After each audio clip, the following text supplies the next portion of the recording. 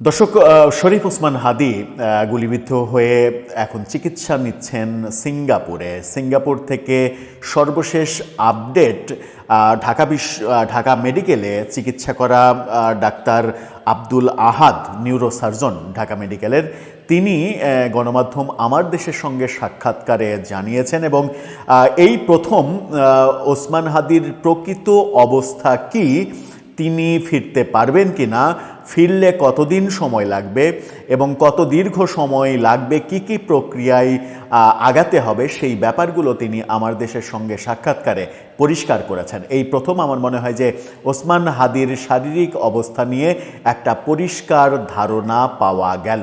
সেই ধারণাটা আমার মনে হয় যে দর্শকের, তার পক্ষের বিপক্ষের দুই অংশের জন্যই একটা গুরুত্বপূর্ণ আলোচনা হতে পারে। কারণ যারা ওসমান হাদির পক্ষে, যারা চাইছেন, একেবারে মনে প্রাণে চাইছেন যে হাদি সুস্থ হয়ে ফিরে আসুন আমাদের মাঝে, তাদের জন্য একটা বড় লিসেন তো হবেই এটা। আর যারা ওসমান হাদির বিপক্ষ পার্টি, যারা মনে করছেন যে তার ফিরে আসার দরকার নেই কিংবা নানা ধরনের ট্রল করার চেষ্টা করেন সামাজিক যোগাযোগ মাধ্যমে, তাদের কাছেও একটা মেসেজ যাবে এটা এই ইনফরমেশনগুলোর মাধ্যমে। সাথে বাংলাদেশে বেশ কিছু চাঞ্চল্যকর অগ্রগতি হয়েছে। সেই চাঞ্চল্যকর অগ্রগতি নিয়ে কথা বলবো, দুটো নিয়েই কথা বলবো, কথা বলে বোঝার চেষ্টা করব ওসমান হাদি যদি কামব্যাক করেন তাহলে তার কামব্যাক করতে কতদিন সময় লাগবে। থাকবেন পলিটিক্স টিভির নিয়মিত আয়োজনে।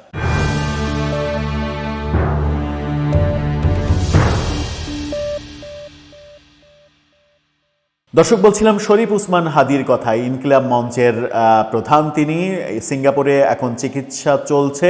সর্বশেষ পরিস্থিতিটা আগে জানাই। সর্বশেষ পরিস্থিতি যেটা জানানো হয়েছে সেটা হচ্ছে যে তার ব্রেন ফাংশন করার জন্য ব্রেনে একটা অপারেশন প্রয়োজন, কিন্তু এখনও পরিবার পরিজন, ডাক্তাররা কনফিউজড সেই অপারেশনটা তারা সিঙ্গাপুরে করবেন নাকি যুক্তরাজ্যে তাকে নেওয়া হবে।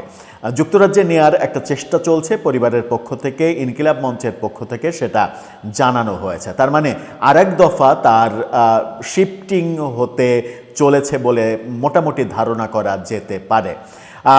তার শারীরিক অবস্থা কি, একেবারে অ্যাকচুয়াল কন্ডিশন কি, সেটা বলার আগে একটা আপগ্রেড আপনাদেরকে জানাতে চাই। সেই আপগ্রেডটা হচ্ছে যে হাদিকে যে ফয়সাল আক্রমণ করেছে কিংবা গুলি চালিয়েছে, সেই ফয়সালের বাবা মাকে আজকে ভোরবেলা গ্রেপ্তার করা হয়েছে এবং অনেকে বলছেন যে এই ফয়সালের পুরো পরিবারই নাকি এর সঙ্গে জড়িত এবং সাভারে কোনো একটা জায়গায় এই প্ল্যান নিয়ে দীর্ঘ মিটিং হয়েছে, এরকম খবরও আমরা গণমাধ্যমে দেখছি। কোথায় থেকে গ্রেপ্তার করা হলো তার বাবা মাকে, গণমাধ্যম যেটা নিশ্চিত করছে সেই শিরোনামটা দেখে নিন। যদিও সেখানে বাবা মা দোষী সাব্যস্ত হওয়ার আগ পর্যন্ত তাদের চেহারা দেখানো উচিত না, এই কারণে চেহারা দুটো ব্লার করে দেওয়া হয়েছে। সেখানে বলা হচ্ছে যে স্থান থেকে আটক হলেন হাদিকে হত্যা চেষ্টা মামলার মূল অভিযুক্ত ফয়সালের বাবা মা। সেখানে বলা হচ্ছে হুমায়ুন কবির তার বাবা, ৭০ বছর বয়স, এবং হাসি বেগম ৬০ বছর বয়স তার মা। মঙ্গলবার রাতে অর্থাৎ গত ভোরে র্যাবের একটা টিম তাদেরকে গ্রেপ্তার করে। মঙ্গলবার ভোরে গত ভোরে র্যাব ১০-এর একটা দল গোয়েন্দা তথ্য বিশ্লেষণ করে কেরানীগঞ্জ থানাধীন হাসনাবাদ হাউজিং এলাকায় বিশেষ অভিযান পরিচালনা করে। অভিযানে এই দুজনকে, ফয়সালের বাবা মাকে গ্রেপ্তার করতে সমর্থ হয়। এছাড়া আরও অনেক ব্যাপার রয়েছে, আপগ্রেড রয়েছে। মোটরসাইকেলের নাম্বার প্লেট একটা ম্যানহোল থেকে পাওয়া গেছে। এই ব্যাপারগুলো অনেকগুলো আপগ্রেড রয়েছে, কিন্তু এই ভিডিওতে মূলত যে আলোচনাটা করতে চাই সেটা হচ্ছে যে হাদির শরীরের প্রকৃত অবস্থা কি, ডাক্তাররা কি বলছেন।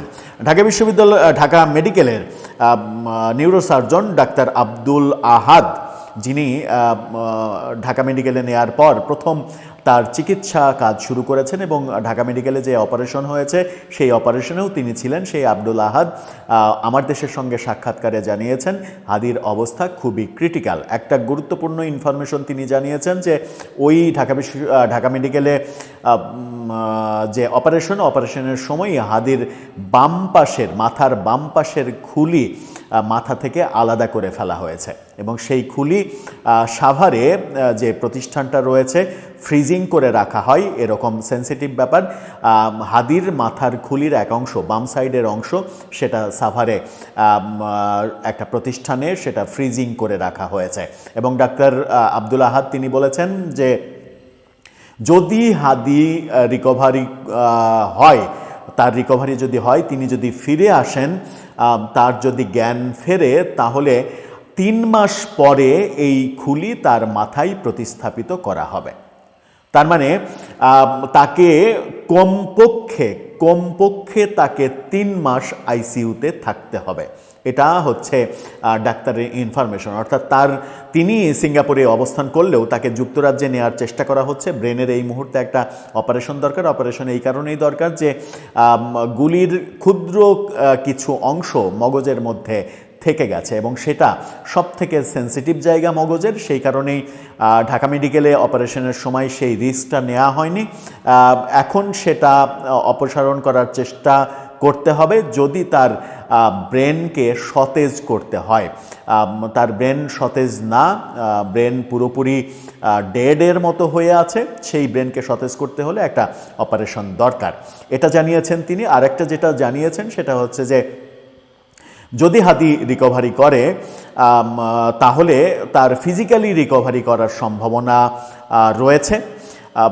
তিনি ডাক্তার বলেছেন যে সৃষ্টিকর্তা যদি মিরাকেল ঘটায় তাহলে তার রিকভারি করার সম্ভাবনা আছে। এই কথার মাধ্যমে এটা বোঝা যায় যে ডাক্তারি বিদ্যায় তার রিকভারি করার অবস্থা খুব বেশি নেই, একেবারেই কম। উদাহরণ হিসেবে মালালার কথা এসেছে। পাকিস্তানে তার গুলিবিদ্ধ হওয়ার পরে অপারেশন করা হয়েছিল, তারপরে দীর্ঘ একটা প্রক্রিয়ায় তাকে রিকভারি করা হয়েছিল, কিন্তু ডাক্তার আব্দুল আহাদ তিনি বলেছেন যে তার যে আহত হওয়ার ঘটনাটা ছিল সেটার ব্রেনের রেসপন্সের মাত্রা ছিল 9-10, সেখানে হাদির ব্রেনের রেসপন্সের মাত্রা মাত্র 3। সেই ক্ষেত্রে বলা যায় যে তার রিকভারি করার সম্ভাবনা অত্যন্ত ক্ষীণ। আরেকটা খুবই মারাত্মক কথা তিনি বলেছেন, সেটা হচ্ছে যে ব্রেনের যে জায়গায় আঘাত পেয়েছে তাতে তিনি রিকভারি করলেও তিনি পুরোপুরি সুস্থ হবেন কিনা সেটা নিয়ে সন্দেহ রয়েছে, কথা বলতে পারবেন কিনা সেটা নিয়ে সন্দেহ রয়েছে, এবং সবাইকে চিনতে পারবেন কিনা সেটা নিয়েও কনফিউশন রয়েছে। অর্থাৎ একটা বড় ড্যামেজ তার হয়েছে। এই ড্যামেজ থেকে রিকভারি করাটা খুবই কঠিন এবং তিনি যেভাবে বললেন যে একটা দীর্ঘ সময় দরকার। তার যদি জ্ঞান ফেরে তাহলে 3 মাস পরে তার খুলি প্রতিস্থাপিত করা হবে, খুলি তার মাথাতে অপারেশন করে লাগানো হবে, তারপরেও একটা দীর্ঘ প্রক্রিয়ার মাধ্যমে তাকে সুস্থ হতে হবে। তার মানে এটা এখন ডাক্তার আহাদের ভাষ্যমতে এটা এখন একেবারে দিনের আলোর মতো স্পষ্ট যে আগামী নির্বাচনে ওসমান হাদির নির্বাচনে প্রার্থিতা সম্ভব হচ্ছে না, নির্বাচনে প্রতিদ্বন্দ্বিতা করাও সম্ভব হচ্ছে না। তিনি যে প্রক্রিয়ার কথা বলেছেন তাতে হাসপাতালে তার থাকার সময় 1 বছর 2 বছরও হয়ে যেতে পারে বলেই ব্যক্তিগতভাবে তার সাক্ষাৎকারটা দেখে আমার মনে হয়েছে। তিনি ক্রিটিক্যালি, ডাক্তারি ভাষা, আমি যেহেতু ডাক্তার নই ডাক্তারি ভাষাগুলো হুবহু বলতে পারবো না, কিন্তু তিনি ওভারঅল যেটা বুঝিয়েছেন, ব্রেনের যে ক্ষতর কথা বলেছেন সেই ক্ষত যেভাবে তিনি বোঝানোর চেষ্টা করেছেন তাতে তার ব্রেন হ্যামারেজ, স্মৃতিশক্তি নষ্ট হয়ে যাওয়া, কাউকে চিনতে না পারা এবং কথা বলতে না পারা, এই ব্যাপারগুলো থাকতে পারে তিনি যদি রিকভারি করে ফিরে আসেনও। সুতরাং খুব একটা ভালো খবর হাদির ব্যাপারে ডাক্তাররা দিতে পারছেন না। সর্বশেষ তথ্য হচ্ছে তার জরুরি একটা অপারেশন দরকার ব্রেনে, সেই ক্ষেত্রে পরিবার চাইছে তাকে যুক্তরাজ্যে নেওয়া হোক। এখন যুক্তরাজ্যে তাকে ট্রান্সফার করা হবে নাকি সিঙ্গাপুরেই তার অপারেশন করা হবে, সেটাই এখন দেখার বিষয়। দর্শক, সব মিলিয়ে আপনার কাছে কি মনে হচ্ছে সেই তাগড়া জোয়ান মানে তেজোদ্দীপ্ত তার যে কণ্ঠস্বর, যদিও অনেকে তার সমালোচনা করেন, সমালোচনার অনেক ভাষা প্রয়োগ করেছেন তিনি, নগ্ন কিছু ভাষা প্রয়োগ করে সমালোচিত হয়েছেন। সেই নগ্ন ভাষা কেন প্রয়োগ করেছেন সেগুলো আবার টেলিভিশন টক শোতে তার ব্যাখ্যা করে সেগুলো জাস্টিফাই করার চেষ্টা করেছেন। বলেছেন যে সেই সময় নগ্ন ভাষা প্রয়োগ করা ছাড়া কিছু করার ছিল না, সুস্থ ভাষা প্রয়োগ করে বিপ্লব হয় না, এরকমটা বলার চেষ্টা করেছেন। একটা পক্ষ তো থাকবেই সমালোচনা করার, আর একটা পক্ষ তাকে ওন করবে, এটাই স্বাভাবিক। কিন্তু সব মিলিয়ে তাকে কেন্দ্র করে যে তথ্য, সেই তথ্য মোটেও আশাবাদী হওয়ার কিছু দেখা যাচ্ছে না। দর্শক, আপনার ভাবনা, আপনার মতামত জানিয়ে লিখতে পারেন আমাদের কমেন্ট বক্সে।